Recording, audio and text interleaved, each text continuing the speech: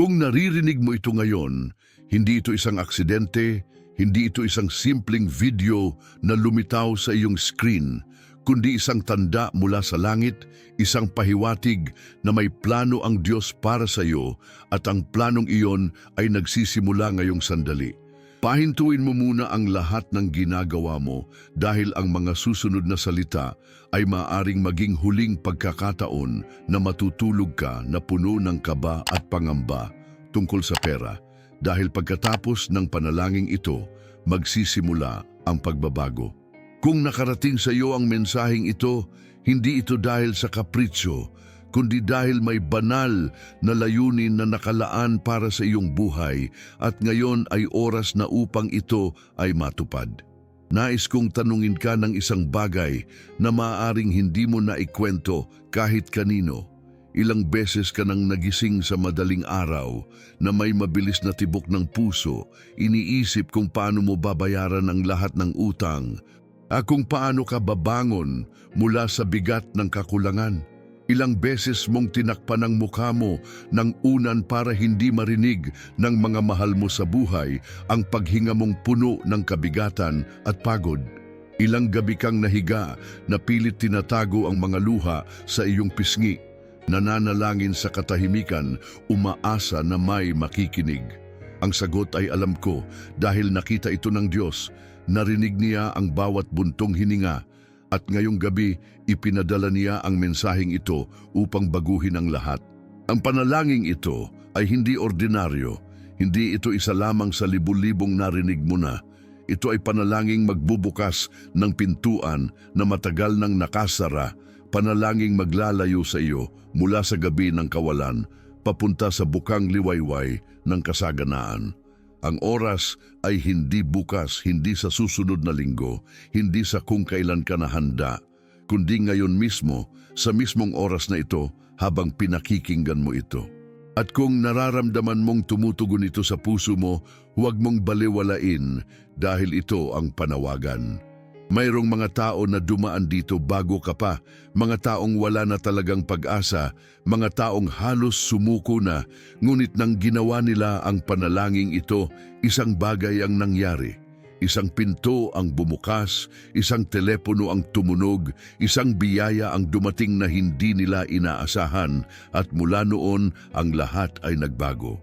Kung ginawa ito para sa kanila, gagawin din ito para sa iyo.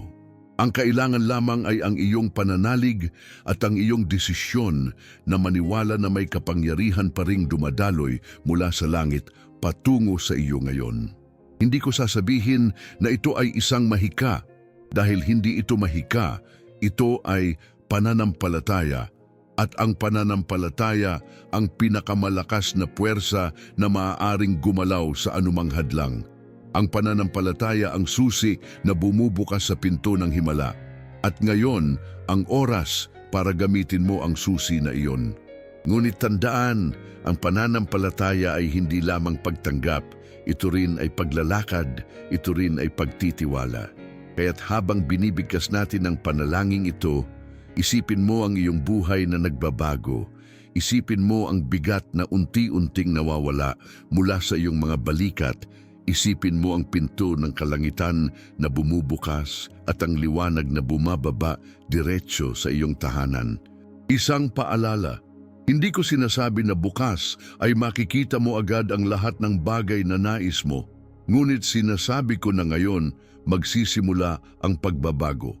Dahil kapag nagsimula ang Diyos, walang makapipigil. Kung handa ka nang tumanggap, sabihin mo sa iyong puso, oo, handa na ako. Dahil ang Diyos ay hindi magtatanong ng paulit-ulit kung kaya mong paniwalaan, siya ay naghihintay lamang sa iyong tugon. At ngayon, habang naririnig mo ito, nararamdaman mo ba iyon? Ang malamig na hangin na dumaan, ang kakaibang kapayapaan na bumalot sa iyong katawan, iyon ang senyales, iyon ang kumpirmasyon, iyon ang mismong tinig ng langit na nagsasabing, ikaw ang pinili. Huwag mong hayaan na lumampas ang sandaling ito.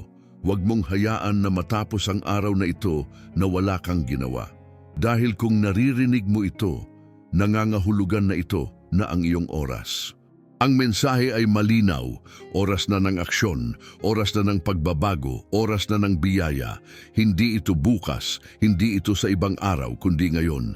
Kaya kung nararamdaman mong ito ay para sa iyo, huwag ka nang lumingon pa. Ito na ang sandali na maaaring baguhin ang lahat ng bagay sa iyong buhay. At bago tayo magpatuloy, nais kong iwan sa iyo ang mga salitang magdadala ng panginginig sa iyong puso. Nakikinig ka ba? Iyon ang panawagan. Marahil iniisip mo na walang nakakaintindi sa pinagdaraanan mo. Marahil madalas kang ngumiti sa harap ng iba para hindi nila mahalata ang bigat na dinadala mo.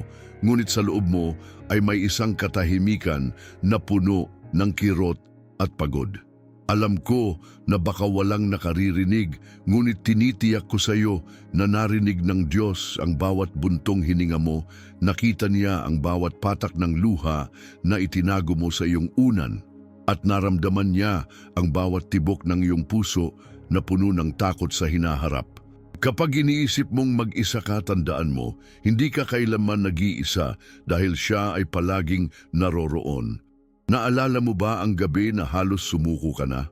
Ang oras na pinikit mo ang iyong mga mata at sinabi mong ayaw mo nang gumising bukas dahil hindi mo na alam kung paano haharapin ang isa pang araw na puno ng problema at kawalan. Doon mismo, naroon ang Diyos. Pinipigilan kanyang tuluyang mawalan ng pag-asa. At ngayon, naririnig mo ang panalangin ito bilang patunay na mayroong plano pa rin para sa iyo. Kapag ang mga bayarin ay dumarating na parang alon na walang tigil, kapag ang mga kaibigan ay biglang nagiging malayo, at kapag ang pamilya ay umaasa sa iyo ngunit ikaw mismo ay naguguluhan kung saan kukuha ng lakas, naroon ang Diyos na tahimik na nakatingin at nagsasabing, "Anak, hindi mo kailangang mag-isa. Kasama mo ako." Kung maririnig mo sa gabi ang sarili mong buntong hininga na parang hangin na lumalabas sa pagod mong katawan, iyon ay hindi lang tunog, iyon ay panalangin na naririnig sa langit.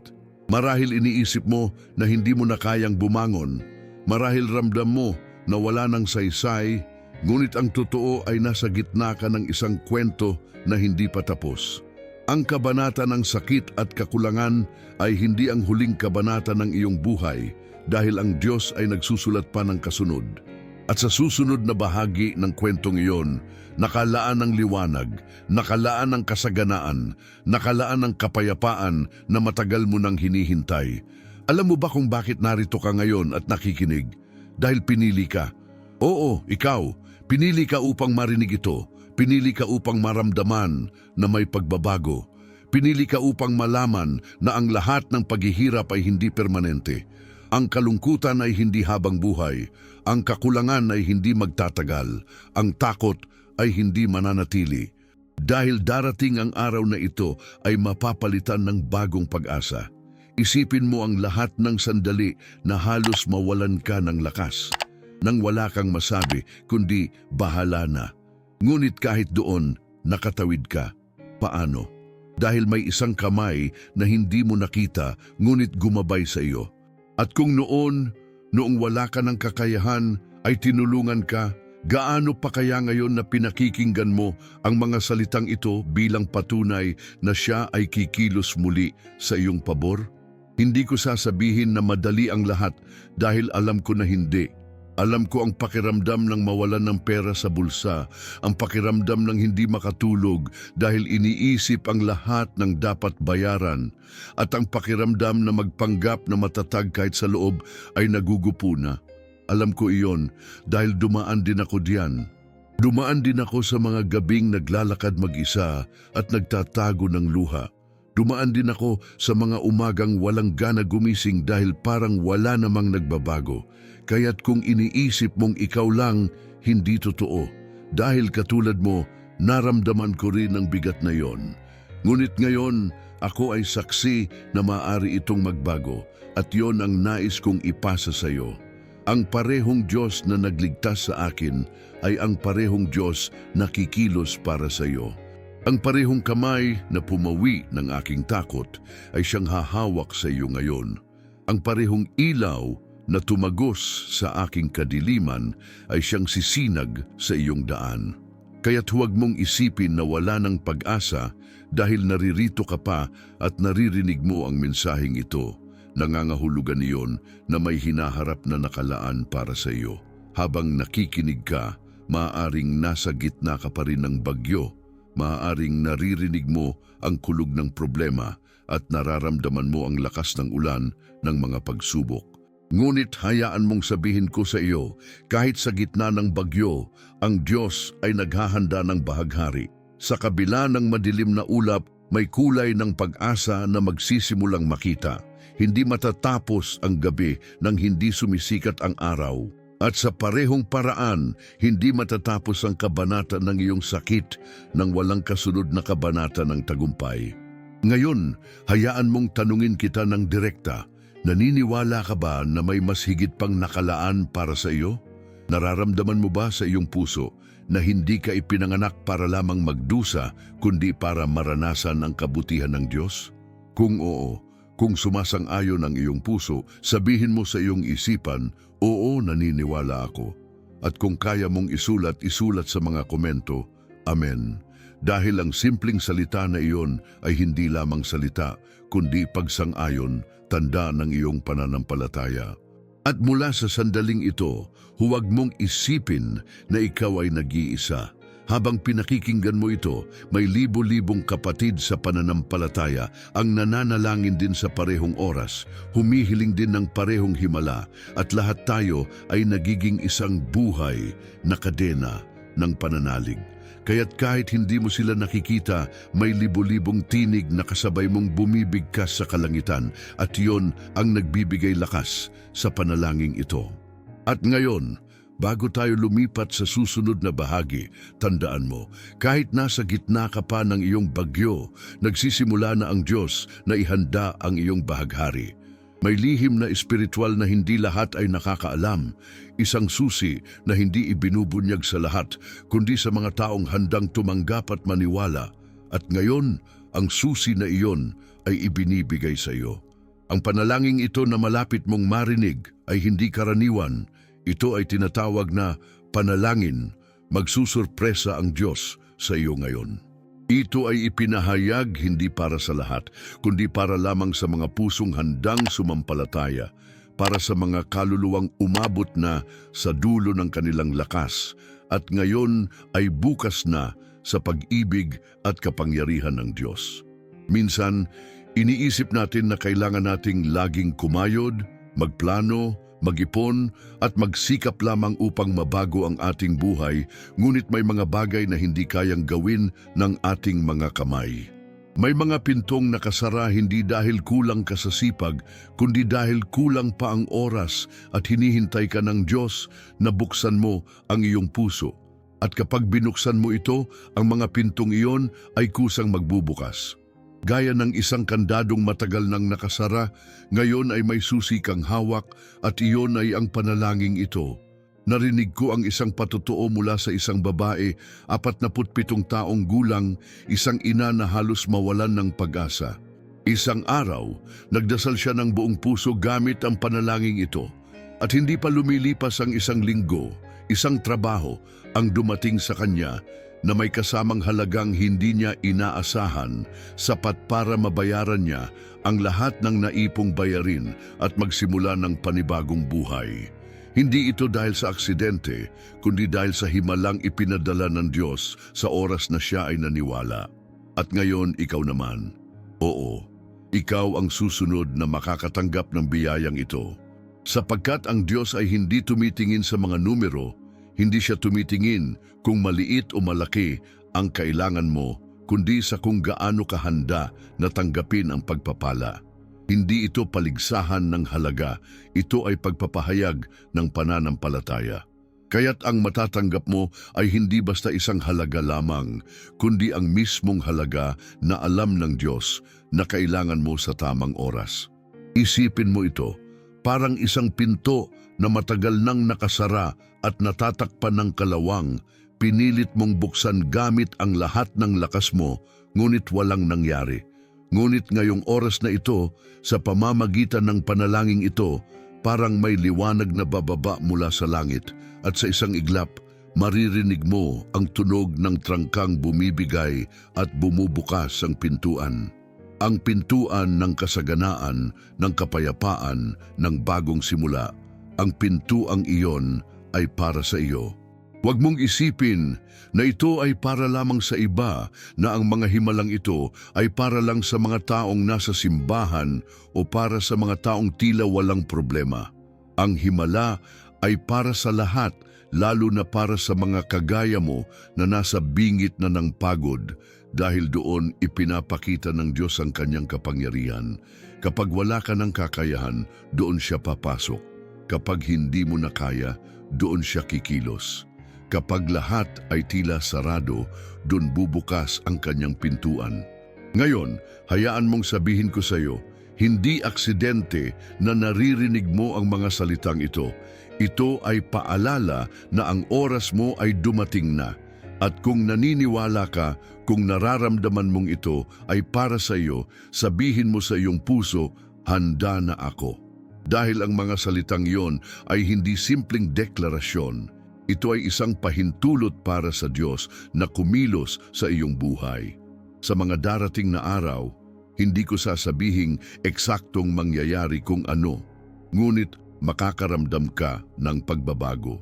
Maaaring may bigla ang tawag, maaaring may alok na trabaho, maaaring may taong lalapit upang magbigay ng tulong, o maaaring isang pagkakataon na matagal mo nang hinihintay ang dumating. Huwag kang mabahala kung paano, dahil iyon ang gawain ng Diyos.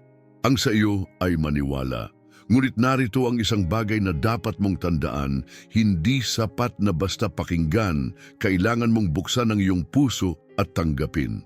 Dahil ang panalangin ito ay parang binhi, at kapag hinayaan mo itong pumasok sa iyong lupa ng pananampalataya, ito ay tutubo at mamumunga. Ngunit kung isasara mo ang iyong puso, mananatili itong binhi na hindi kailanman uusbong.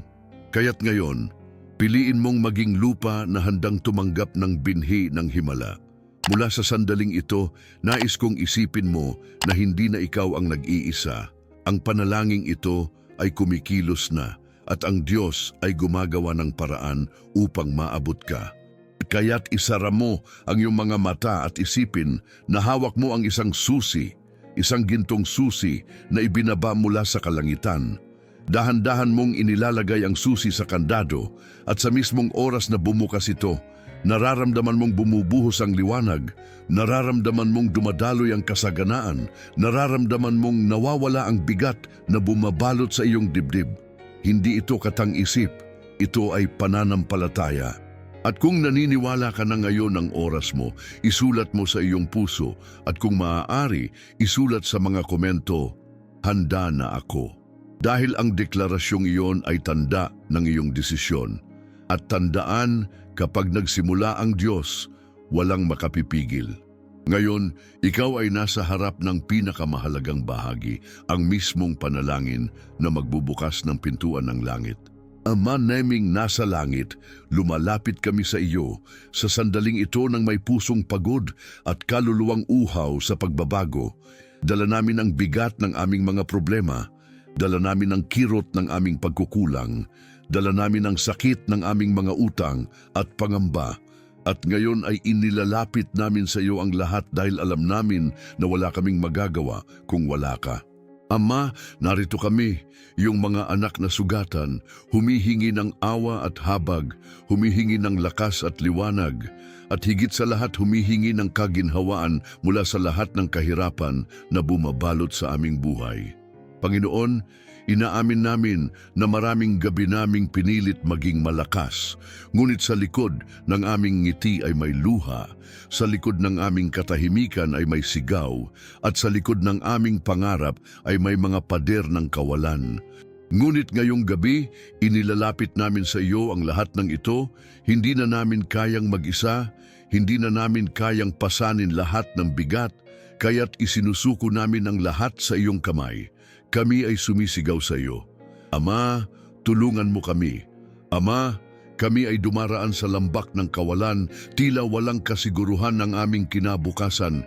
Ngunit habang lumalakad kami sa dilim, naririnig namin ang iyong tinig na nagsasabing, "Huwag kang matakot, kasama mo ako." Kaya't sa sandaling ito, sinasabi namin ng sabay-sabay, "O Ama, naniniwala kami. O Ama, hindi kami mag-iisa.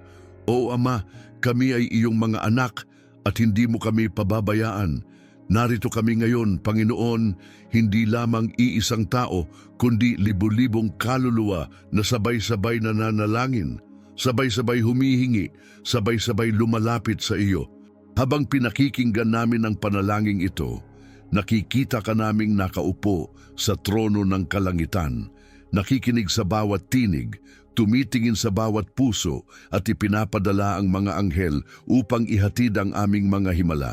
Ama, nakikita mo ang mga magulang na hindi alam kung paano bubuhayin ang kanilang mga anak. Nakikita mo ang mga anak na gustong tulungan ang kanilang mga magulang. Nakikita mo ang mga pamilya na halos maghiwa-hiwalay dahil sa kahirapan. At sa gabing ito, inilalapit namin silang lahat sa iyo. Ama, hawakan mo ang bawat tahanan, pawiin mo ang gutom, alisin mo ang utang, at punuin mo ng kapayapaan ang bawat sulok ng aming mga bahay. Kami ay nananalangin hindi lamang para sa aming sarili, kundi para sa lahat ng nakikinig sa panalangin ito. Habang binibigkas namin ito, hayaan mong maging isang buhay na kadena ng biyaya, na bawat salita ay nagiging liwanag, na bawat pag-iyak ay nagiging lakas, at na bawat paghinga ay nagiging bagong simula. Ama, narito ang aming clamor, ang aming desperadong hiling. Tulungan mo kaming makalaya. Palayain mo kami sa mga utang na matagal nang nagpapabigat sa amin. Palayain mo kami sa mga takot na paulit-ulit na sumisira sa aming tulog. Palayain mo kami sa mga pangarap na tila hindi natutupad sapagkat naniniwala kami na walang imposible sa iyo. Ngunit higit sa lahat, Ama, ngayon ay nagsisimula kaming maniwala muli. Nagsisimula kaming muling sumigaw. Oo, may pag-asa. Oo, may biyaya. Oo, may kasaganaan na nakalaan para sa amin. At ngayon ay ipinapahayag namin, ang aming biyaya ay paparating. Inuulit namin ng sabay-sabay, ang aming biyaya ay paparating. Inuulit namin muli, ang aming biyaya ay paparating. Panginoon, habang inuulit namin ito, nararamdaman naming lumalakas ang aming pananampalataya. Bawat ulit ay parang pader ng takot ay gumuguho. Bawat ulit ay parang liwanag ay pumapasok sa aming tahanan.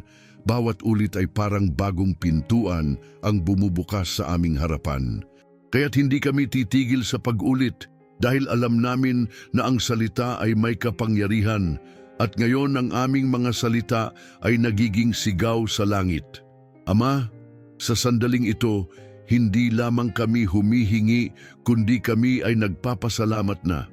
Oo, bago pa namin makita ang biyaya, nagpapasalamat na kami. Bago pa namin hawakan ang kasaganaan, nagpapasalamat na kami. Bago pa dumating ang bagong trabaho, bago pa mabayaran ang mga utang, bago pa dumating ang biglaang tulong, kami ay nagsasabi, "Salamat, Ama." Sapagkat naniniwala kami na ikaw ay tapat at totoo sa iyong pangako. Ngayon hayaan mong ilarawan namin ang aming mga sarili na nakatayo sa isang lambak na madilim at malamig. Ngunit sa dulo, nakikita namin ang isang ilaw. Habang lumalakad kami, naririnig namin ang aming mga paa sa lupa, naririnig namin ang hangin ng mga pagsubok, ngunit sa bawat hakbang, mas lumalapit kami sa ilaw. At sa dulo ng lambak, naroon ang isang pintuan. At kapag bumukas ito, doon namin makikita ang biyaya, doon namin makikita ang kasaganaan, doon namin makikita ang aming bagong simula. At sa sandaling ito, sinasabi namin, Oo, bubuksan namin ang pintuan. Oo, tatanggapin namin ang biyaya. Oo, hindi na kami babalik sa lumang buhay ng kakulangan. Ama, ngayon ipinapahayag namin na hindi na kami alipin ng utang, hindi na kami alipin ng takot, hindi na kami alipin ng kakulangan. Ngayon kami ay anak ng Diyos, at bilang anak ng Diyos kami ay tagapagmana ng lahat ng kayamanan ng langit. Inuulit namin, kami ay anak ng Diyos. Kami ay tagapagmana ng langit. Kami ay tinatawag para sa kasaganaan, at habang inuulit namin ito, nararamdaman naming gumagalaw ang langit, nararamdaman naming bumababa ang liwanag, nararamdaman naming nagbabago ang hangin, nararamdaman naming umaagos ang biyaya. At ngayon, ipinapahayag namin, oo Panginoon, tinatanggap namin. Habang sinasabi namin ito, nakikita ka naming dumarating sa aming tahanan, nakikita ka naming pumapasok sa aming puso, nakikita ka naming sumasama sa aming bawat hakbang. At sa gabing ito, hindi na kami matutulog na may kaba. Matutulog kami na may kapayapaan dahil alam naming bukas ay magsisimula ang bagong kabanata. Ama, ito ang aming panalangin. Hindi namin alam kung paano, hindi namin alam kung kailan, ngunit alam namin na gagawin mo. Sapagkat sinabi mo na hindi mo kami iiwan at hindi mo kami pababayaan. Kaya't ngayon kami ay naniniwala at ngayon kami ay nagpapasalamat at ngayon kami ay nagsasaya dahil alam naming ang aming biyaya ay paparating. At bago matapos ang panalangin ito, inuulit namin ng sabay-sabay bilang isang komunidad, bilang isang pamilya, bilang iyong mga anak, ang aming biyaya ay paparating. Ang aming biyaya ay paparating. Ang aming biyaya ay paparating. Ngayon ay narito tayo sa tuktok ng ating panalangin, sa pinakamataas na sandali kung saan ang lahat ng ating mga sigaw, lahat ng ating mga luha, at lahat ng ating mga hiling ay nagtitipon sa isang tinig na umaabot sa langit.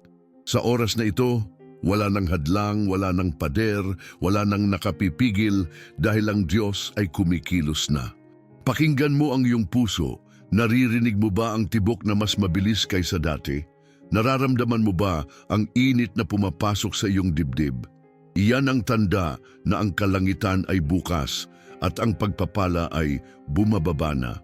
Sinasabi ko sa iyo ngayon, ang iyong biyaya ay dumarating na hindi bukas, hindi sa susunod na linggo, kundi ngayon sa mismong sandaling ito. Isipin mo ito ng malinaw. Ang mga pintuang matagal ng sarado ay bumubukas, ang mga pagkakakadena ay nababasag, ang mga pader ng takot at kakulangan ay gumuho, at ikaw ay nakatayo na malaya, hawak ang susi ng iyong bagong simula. Pakinggan mo ang paligid, pakinggan mo ang katahimikan na tila may kasamang bulong mula sa langit. Naririnig mo ba? Iyon ang tinig ng Diyos na nagsasabing, "Anak, narito na ang iyong oras. Anak, narito na ang iyong biyaya. Anak, narito na ang araw ng iyong tagumpay." At habang inuulit mo sa iyong sarili ang mga salitang ito, mas lalo kang lumalakas, mas lalo kang tumatatag, mas lalo mong nararamdaman na hindi ka na mag-iisa kailanman. Ngayon, hayaan mong magtanong ako, nararamdaman mo ba ang kapayapaan sa iyong puso? Nararamdaman mo ba ang bigat na unti-unting nawawala? Nararamdaman mo ba ang kagalakan na pumapasok na parang tubig na dumadaloy? Kung oo, iyon ang himala. Iyon ang mismong pagkilos ng Diyos sa iyong buhay. At ngayon, buong lakas nating ipahayag, oo, dumating na ang aming biyaya. Oo, dumating na ang aming kaginhawaan. Oo, dumating na ang aming bagong simula. Inuulit namin ng malakas. Inuulit namin ng sabay-sabay. Inuulit namin ng may pananampalataya. Ang aming biyaya ay dumating na. Ang aming biyaya ay dumating na. Ang aming biyaya ay dumating na. Sa sandaling ito, isipin mo ang iyong sarili na nakatayo sa harap ng isang malawak na bukirin at mula sa langit ay bumababa ang liwanag, bumabalot sa iyo mula ulo hanggang paa. At habang nakatayo ka roon, naririnig mo ang tinig ng Diyos na nagsasabing, "Ako ang iyong Ama at ibinibigay ko sa iyo ang lahat ng kailangan mo. Hindi ka na magugutom, hindi ka na matatakot, hindi ka na mawawalan, dahil ikaw ay akin at ako ay iyo. At ngayon, sa sandaling ito ng pinakamataas na kapangyarihan, hinihiling ko sa iyo na isulat sa iyong puso ang mga salitang ito. Dumating na ang aking biyaya. At kung kaya mong gawin, isulat ito sa mga komento bilang patunay ng iyong pananampalataya, sapagkat ang simpleng deklarasyong iyon ay hindi lamang salita, kundi isang pintuan na magbubukas para sa iyo at sa lahat ng makakabasa. Ngayon hayaan mong magbigay ako ng larawan para sa iyong isip. Isipin mo ang iyong bank account na matagal nang halos walang laman at ngayon ay nakikita mong pinupuno ito ng Diyos ng mga biyayang hindi mo inaasahan. Isipin mo ang iyong bahay na puno ng kaba, ngayon ay puno ng tawanan at kapayapaan. Isipin mo ang iyong gabi na puno ng kawalan ng tulog, ngayon ay puno ng mahimbing na kapahingahan. Lahat ng ito ay nagsisimula ngayon dahil naniniwala ka, dahil tumugon ka sa panawagan, dahil pinili mo na huwag sumuko. At ngayon, sa pinakamatinding sandali ng ating panalangin, inuulit kong muli, ang langit ay gumagalaw sa iyong pabor. Nararamdaman mo ba iyon? Ang init, ang panginginig, ang luha na kusa na lamang bumabagsak, iyan ang tanda, iyan ang kumpirmasyon, iyan ang patunay. At bilang huling hamon, nais kong tanungin ka, naniniwala ka ba na ito na ang iyong oras? Naniniwala ka ba na ito na ang iyong araw? Naniniwala ka ba na ito na ang simula ng iyong bagong buhay? Kung oo, ipahayag mo ngayon, dumating na ang aking biyaya. Sapagkat ang pananampalatayang ipinapahayag ay pananampalatayang pinagtitibay. Ngayon ay tapusin natin ang bahagi ng panalangin ito na may isang deklarasyon ng buong komunidad, libo-libong tinig na sabay-sabay umaawit sa kalangitan. Dumating na ang aming biyaya, dumating na ang aming kaginhawaan, dumating na ang aming bagong simula. At sa mismong oras na ito, maririnig ng Diyos ang ating sigaw at ang lupa ay gagalaw at ang ating mga buhay ay hindi na magiging pareho kailanman.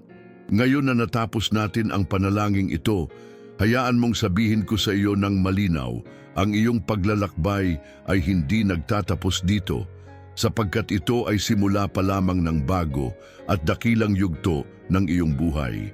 Ang Diyos na nakarinig ng iyong tinig ngayong gabi ay ang parehong Diyos na magigising bukas kasama mo, gagabay sa iyo sa bawat hakbang at patuloy na bubukas ng mga pintuan na dati ay sarado. Ngunit tandaan, hindi ka nag-iisa. Ang lahat ng nakarinig ng panalangin ito ay bahagi ng isang pamilyang espiritual, isang komunidad ng pananampalataya na araw-araw ay lalapit sa Diyos upang sabay-sabay magdasal at sabay-sabay umani ng tagumpay. Kapag pumikit ka ngayong gabi, nais kong maramdaman mo ang kapayapaan na hindi mo pa naramdaman sa matagal na panahon. Ang mga kabang pinasan mo sa iyong balikat ay unti-unting tinatanggal ng Diyos. At sa kanilang lugar ay may bagong lakas, bagong kagalakan at bagong pananampalataya. Hindi ibig sabihin na wala nang darating na pagsubok, ngunit ang ibig sabihin ay hindi ka na mag-iisa sa pagharap sa mga ito. Sapagkat ngayon alam mo na may Diyos na laging gumagalaw para sa iyo. Kaya't nais kong hilingin sa iyo ng isang simpleng bagay. Isulat sa iyong puso at kung kaya mo, isulat sa mga komento ang mga salitang ito. Dumating na ang aking tagumpay. Ang mga salitang iyon ay hindi lamang deklarasyon. Ito ay tipan, ito ay kasunduan sa pagitan mo at ng Diyos. Sapagkat sa tuwing inuulit mo ito, mas lalo mong pinalalakas ang iyong pananampalataya at mas lalo mong pinagbubuksan ang pinto ng kalangitan para sa iyong buhay. Ngunit higit pa roon, nais kong ipangako mo ang isang bagay. Bumalik ka bukas. Oo, bukas sa parehong oras bumalik ka. Dahil ang iyong paglalakbay ay isang serye ng mga panalangin, isang tuloy-tuloy na pakikipag-usap sa Diyos. Ang bawat araw ay may bagong biyayang inihahanda para sa iyo. At kung babalik ka bukas, ipagpapatuloy mo ang iyong lakad, hakbang-hakbang patungo sa kasaganaan. Kaya't huwag mong hayaang maputol ito. Huwag mong hayaang matapos dito lamang, sapagkat ang tunay na pagbabago ay nangyayari hindi sa isang hakbang lamang, kundi sa araw-araw na pagpili na manatiling naniniwala. Ngayon, nais kong iparamdam mo sa iyong sarili ang pagyakap ng Diyos.